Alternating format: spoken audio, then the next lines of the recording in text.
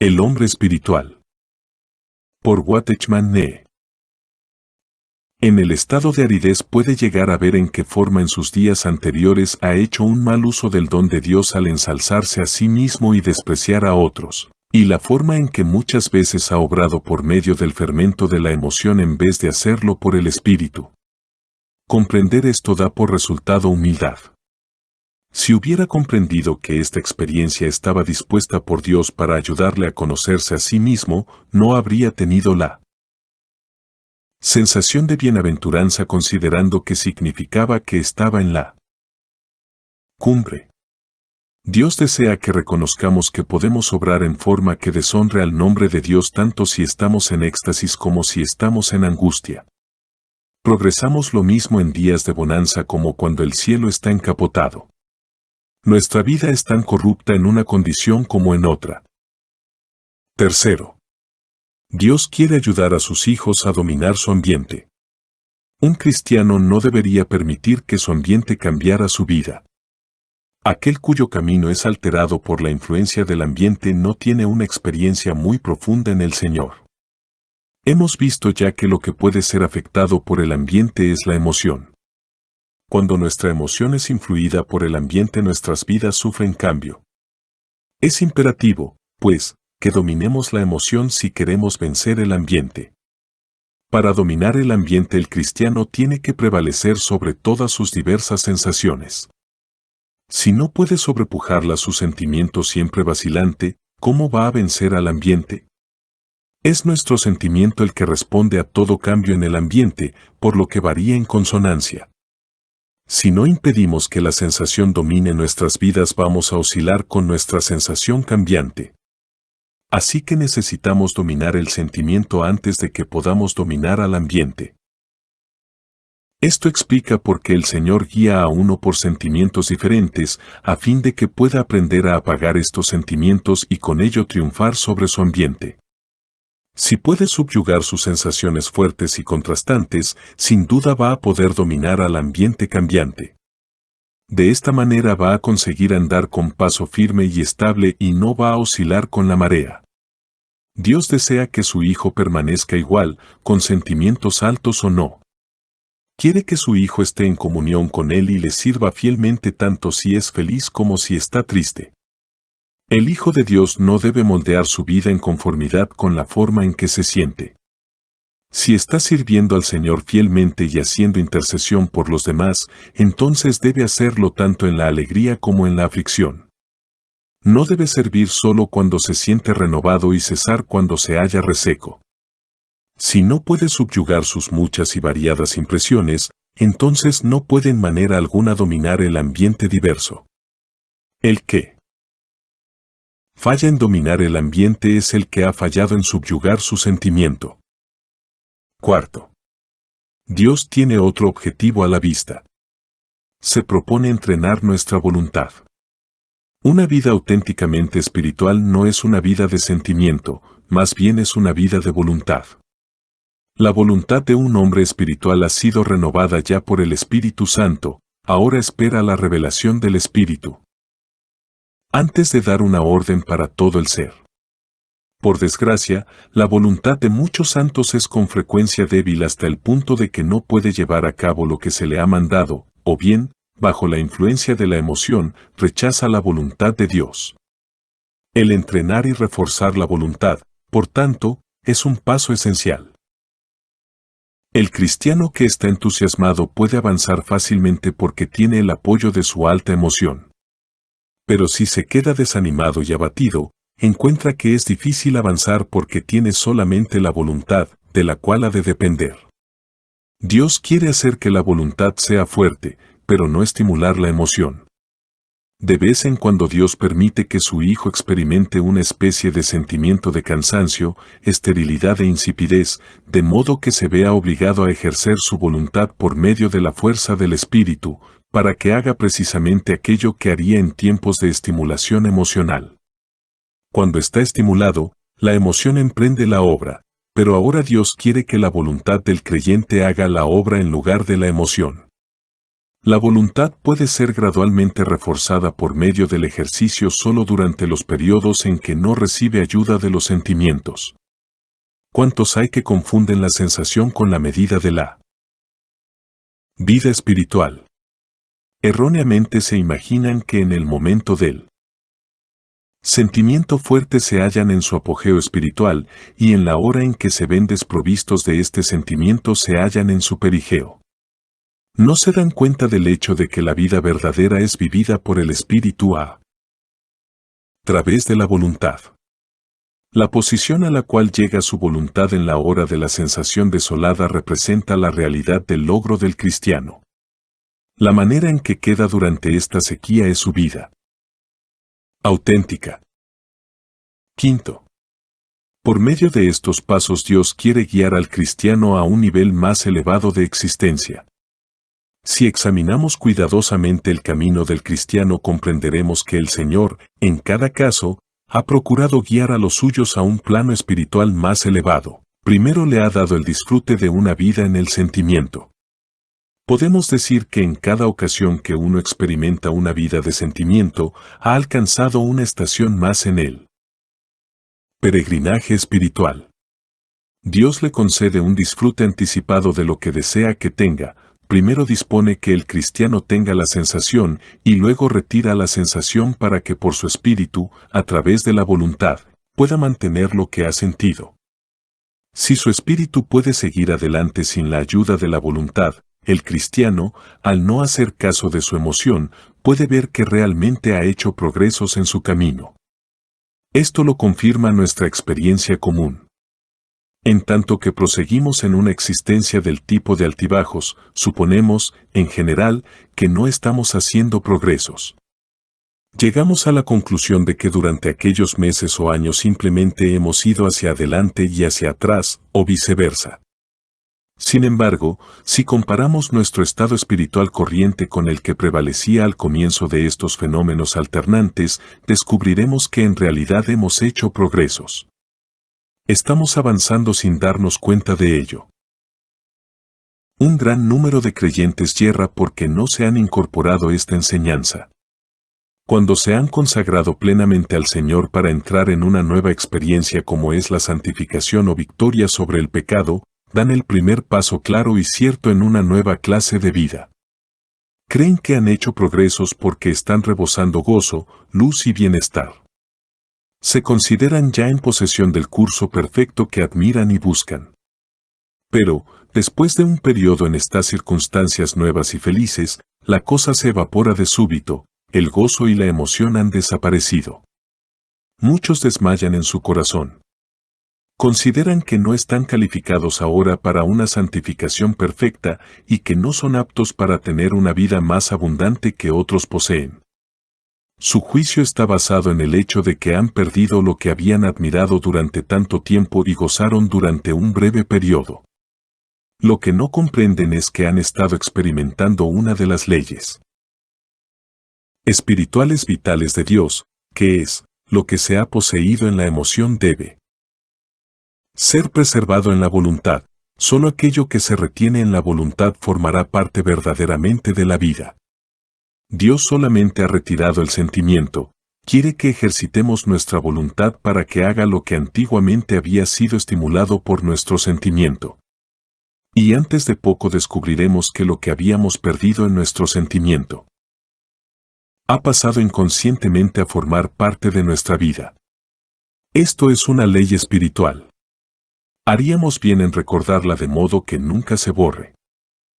Todo el problema es, pues, la voluntad. ¿Hemos ya entregado este órgano de la voluntad al Señor? ¿Está en libertad de seguir la guía del Espíritu como antes? Si es así, por mucho que cambie el sentimiento, no tiene mucha importancia. Lo que hemos de procurar es esto: ¿está nuestra voluntad obedeciendo al Espíritu? No hagamos concesiones a nuestros sentimientos. Más bien, sabiamente, hagamos caso del ejemplo de lo que ocurre alrededor de la experiencia de nuestro nacimiento. En esa ocasión el creyente está lleno, en general, de una sensación de gozo. Con todo, esta sensación desaparece pronto. ¿Ha perecido, pues, del todo? Oh, no, naturalmente. Ya posee la vida en su espíritu. El curso que siguen más adelante sus sentimientos no importa prácticamente para nada. El peligro de esta vida. No hay, positivamente, peligro si, habiendo tenido una experiencia así, nos hacemos cargo de su significado y seguimos adelante en conformidad con la voluntad de Dios. Pero puede ser altamente arriesgado para la vida espiritual si no captamos la voluntad de Dios y fallamos en resistirnos a vivir por el sentimiento, esto es, cuando nos encontramos en un sentimiento jubiloso avanzar sin vacilar, pero en la ausencia de esta sensación rehusar movernos en absoluto. Los que hacen del sentimiento el principio de su vida se exponen a muchos peligros. Todo el que anda por las emociones de felicidad generalmente es débil en su voluntad. Es incapaz de seguir la dirección del espíritu. El desarrollo del sentir espiritual es impedido por haber sustituido la intuición del espíritu por su sentimiento. Anda según su emoción. Su intuición, por un lado, ha sido suprimida por la emoción, y por otro ha quedado sin uso, apenas está creciendo. Ahora bien, la intuición es activa solo cuando la emoción está quieta, solo entonces puede comunicar su pensamiento al hombre. Se vuelve más fuerte cuando es ejercida con frecuencia. Pero la voluntad de la persona que se apoya en el sentimiento se ve privada de su poder soberano, su intuición es sofocada y no puede transmitir una voz clara. Como la voluntad. Con ello cae en una condición marchita, el creyente necesita aún más la ayuda del sentimiento para estimular la voluntad a obrar. La voluntad es movida por el sentimiento. Si este último es elevado, la voluntad es activa, pero si es quitado, la voluntad suspende su actividad. Es impotente para hacer nada por su cuenta, confía en la activación de la emoción que la impulse. Entretanto, la vida espiritual del creyente, como es natural, se hunde más y más hasta que parece que cuando la emoción está ausente no existe vida espiritual alguna. La operación de la emoción ha pasado a ser como una droga para los tales. Qué trágico que algunos estén en la mayor ignorancia de este hecho y busquen la emoción como el cenit de la vida espiritual. La causa de este error se halla en el engaño que imparten los sentimientos. En el momento del éxtasis el Hijo de Dios no solo siente el amor de Dios, sino que siente un intenso amor suyo propio hacia Dios también. ¿Hemos de negar nuestro sentimiento de amor hacia el Señor? ¿Puede perjudicarnos esta calidad de afecto hacia Él? Es esta misma interrogación la que revela la insensatez de estos santos. Preguntemos, en cambio, si una persona ama realmente al Señor cuando está llena de sentimientos exaltados. ¿O bien es que ama su sentimiento exultante? ¿Aceptamos que este gozo es concedido por Dios, pero no es Dios también el que lo quita? Si amamos a Dios de modo genuino, seguiremos amándole con fervor en cualquier circunstancia en que Él pueda ponernos. Si nuestro amor está presente meramente cuando lo sentimos, entonces quizá lo que amamos nosotros no es a Dios, sino a nuestro sentimiento. Además, una persona puede interpretar mal un sentimiento así como procedente de Dios mismo, sin darse cuenta de que hay una gran distinción entre Dios y el goce de Dios. Sin embargo, cuando llega el tiempo del sentimiento de desolación, el Espíritu Santo mostrará a esta persona que lo que él realmente busca no es a Dios, sino su gozo. No está amando realmente a Dios, lo que ama es el sentimiento que le hace sentir jubiloso. La sensación le da, en verdad, el sentimiento del amor y la presencia de Dios, pero él no le ama por causa de él solamente, sino más bien porque se siente gozoso. Renovado. Así que ansía este sentimiento cuando ha retrocedido. Lo que le da placer es el goce de Dios y no Dios mismo. Si amara realmente a Dios continuaría amándole aun cuando él tenga que sufrir a través de las muchas aguas y avenidas de los ríos, CNT 8:7. Esta es, naturalmente, una lección muy difícil de aprender. Hemos de tener gozo realmente, y el Señor se deleita en darnos este gozo. Si disfrutamos esta felicidad en conformidad con su voluntad, este gozo será provechoso y no perjudicial. Esto significa que no buscaremos este gozo nosotros mismos, aunque estamos agradecidos si Dios quiere concedérnoslo. Con todo, estamos igualmente agradecidos si Él quiere que estemos desolados. No trataremos de influir en este asunto. Sin embargo, si lo consideramos tan placentero que después lo buscamos diariamente, entonces ya hemos abandonado a Dios en favor del goce que Él nos dispensa. El sentimiento feliz que Dios da, nunca puede ser separado de Dios el dador. Si tratamos de gozar la sensación deleitosa que Él da, aunque sea sin Él, nuestra vida espiritual está en peligro. Esto es decir que nosotros no somos capaces de progresar espiritualmente si hallamos satisfacción en el goce que Dios da, más bien que en el hecho de que Él mismo sea nuestro gozo. ¿Con qué frecuencia le amamos no por Él sino por causa de nosotros mismos? Amamos porque al amar a Dios experimentamos una especie de gozo en nuestros corazones. Esto claramente revela que no estamos amándole realmente, lo que amamos es solo nuestro goce, aunque sea el gozo de Dios. Esto indica que estimamos el don de Dios en más que a Dios el dador. Prueba también que seguimos andando según nuestra vida del alma y no apreciamos lo que es verdaderamente la vida espiritual. Deificamos el sentimiento gozoso e incorrectamente lo consideramos placentero.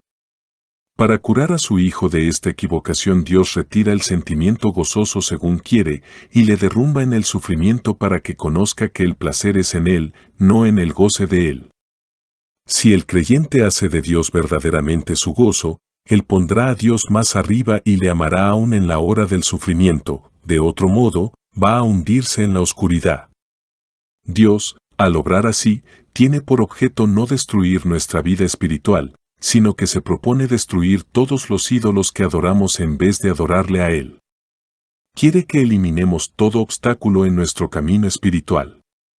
Quiere que vivamos en Él y no en nuestros sentimientos. Otro peligro que puede aparecer para aquellos que viven por la sensación más bien que en el espíritu por medio de la voluntad, se puede ser engañado por Satanás. Este es un asunto sobre el cual deberíamos estar al corriente. Satanás es diestro en falsificar los sentimientos que vienen de Dios.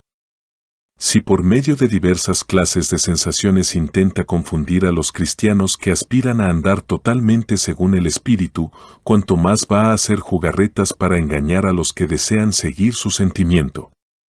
En su búsqueda de emoción, estos creyentes caen directamente en las manos de Satanás, porque él se deleita en proporcionarles toda clase de sentimientos que ellos suponen proceden de Dios. El espíritu maligno es capaz de estimular o deprimir a las personas. Una vez una persona es engañada para que acepte un sentimiento dispensado por Satanás, ha cedido terreno a Satanás en su alma. Este continúa engañándole más, hasta que finalmente Satanás consigue el control sobre casi todos sus sentimientos. Algunas veces Satanás le inducirá incluso a experiencias de carácter sobrenatural, como temblores, sensaciones electrizantes, frío, flotar en el aire, fuego ardiendo de cabeza a pies y que consume toda su inmundicia, etc. Cuando alguno ha sido engañado hasta estos extremos, todo su ser pasa a ser dominado por los sentimientos, su voluntad queda totalmente paralizada y su intuición enteramente cercada. Vive totalmente en el hombre exterior, su hombre interior está por completo amarrado. En este estadio sigue la voluntad de Satanás prácticamente en todo, porque el enemigo meramente tiene que suplirle alguna sensación particular para impulsarle a que haga lo que quiere. Lo trágico es que el creyente no se da cuenta de que ha sido engañado por Satanás, en vez de ello se cree muy espiritual, más que los otros, puesto que goza de estas experiencias sobrenaturales. Los fenómenos sobrenaturales del tipo descrito causan daño a la vida espiritual de muchos cristianos del modo más severo hoy día. Son innumerables los hijos de Dios que han caído en esta trampa. Consideran que estas experiencias sobrenaturales que les dan un sentimiento físico de poder del espíritu y les hacen felices o tristes, calientes o fríos, alegres o llorosos, y que les proporcionan visiones, sueños, voces, fuegos y un sinnúmero inexpresable de sensaciones maravillosas son concedidas definitivamente por el Espíritu Santo, y esto lo consideran como el logro más elevado posible para un cristiano. Son incapaces de reconocer que esto no es más que la obra del espíritu maligno. Nunca pensarían, ni en sueños, que el espíritu maligno, así como el Espíritu Santo, puede ejecutar esta labor. Se hallan en completa ignorancia del hecho de que el Espíritu Santo opera en el espíritu de los hombres. Todo lo que induce un sentimiento en el cuerpo procede, 9 veces de cada 10, del espíritu maligno. ¿Por qué han caído tantos en este lazo? Simplemente porque no viven en el espíritu, sino que aman vivir según su sentimiento. Como resultado proporcionan al poder maligno una oportunidad para que ponga en práctica sus estratagemas. Los cristianos deben aprender a negar su vida de sensación o bien darán pie para que el enemigo les engañe. Advirtamos seriamente a cada uno de los hijos de Dios para que observen sus sentimientos corporales. Nunca deberíamos permitir que ningún espíritu creara un sentimiento en nuestro cuerpo en contra de nuestra voluntad. No deberíamos creer en ninguna de estas sensaciones físicas.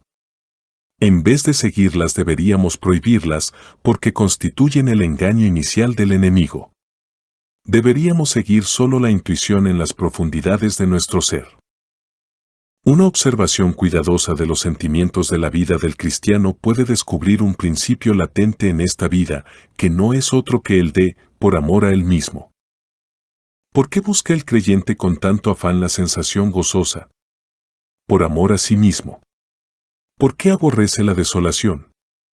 Por amor a sí mismo. ¿Por qué busca sensaciones corporales? Por amor a sí mismo. Anhelamos sensaciones sobrenaturales. También por amor a nosotros mismos.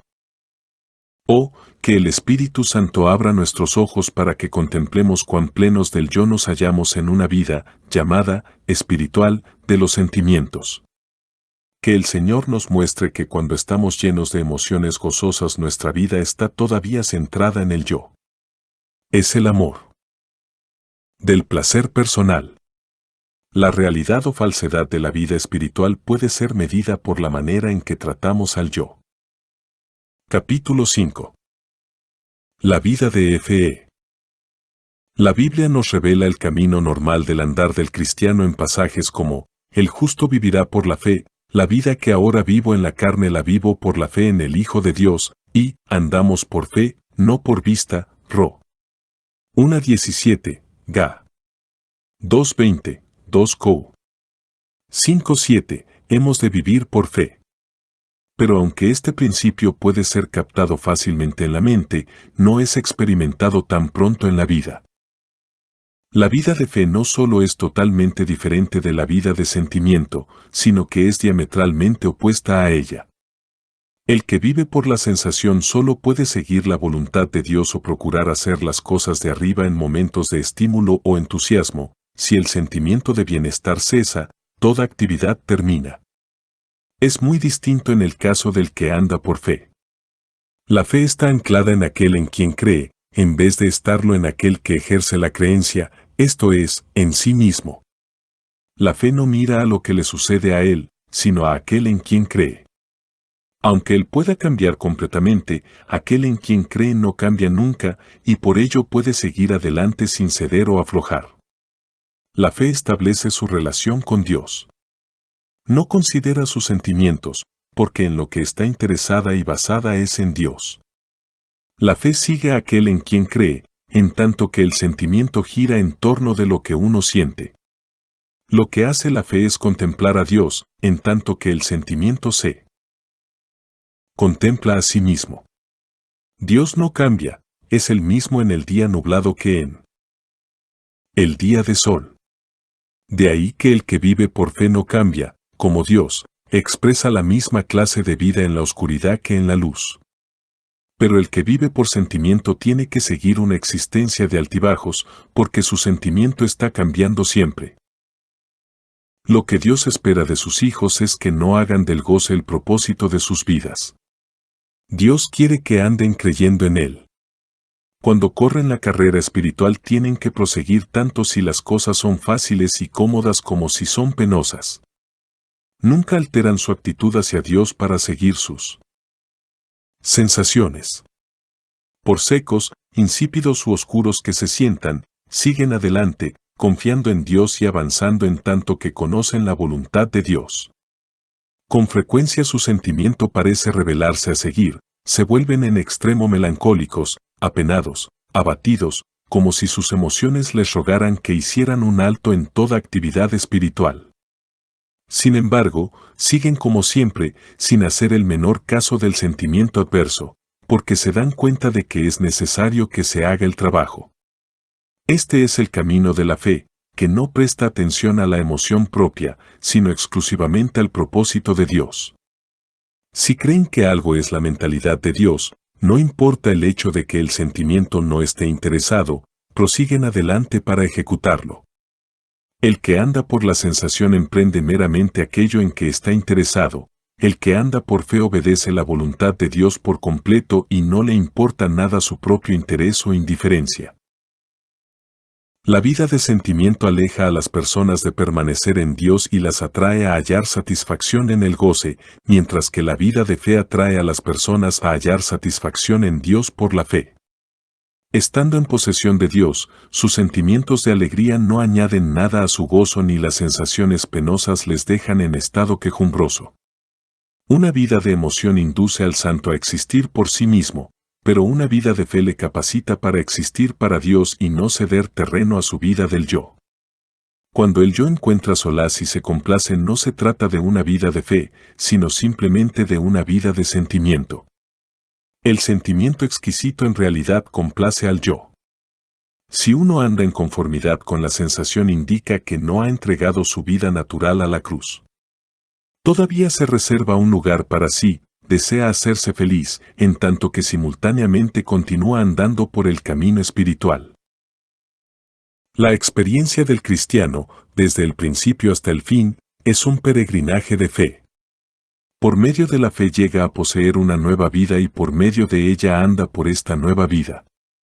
La fe es el principio del cristiano. Este es el curso reconocido por los santos, pero, aunque parezca extraño, son muchos los que pasan esto por alto en su experiencia. Se olvidan que el vivir y obrar por la emoción o sensaciones felices es hacerlo por vista y no por fe. ¿Qué es la vida de fe? Es una vida vivida de modo contrario a la de sentimiento, porque pasa por alto por completo el sentimiento.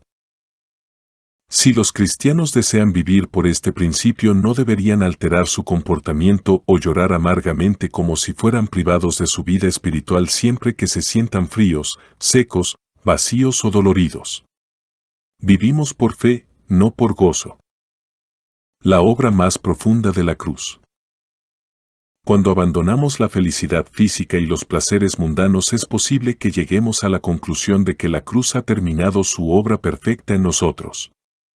No nos damos cuenta de que en la obra de Dios de anulación de la vieja creación en nosotros queda aún una cruz más profunda que nos aguarda. Dios desea que muramos a su gozo y vivamos a su voluntad. Incluso si nos sentimos gozosos a causa de Dios y de su proximidad, en contraste con el estar gozosos a causa de la carne y las cosas terrenales, el objetivo de Dios, no obstante, no es que gocemos su gozo, sino que obedezcamos su voluntad. La cruz debe seguir operando hasta que solo quede su voluntad. Si nos gozamos en la bienaventuranza que Dios dispensa, es que todavía tenemos que experimentar la circuncisión más profunda por la cruz. El contraste entre la voluntad de Dios y el gozo de Dios es muy grande. La primera está siempre presente, porque podemos contemplar la mentalidad de Dios en sus disposiciones providenciales, pero el segundo no está siempre presente, puesto que es experimentado solo en ciertas circunstancias y en ciertas ocasiones.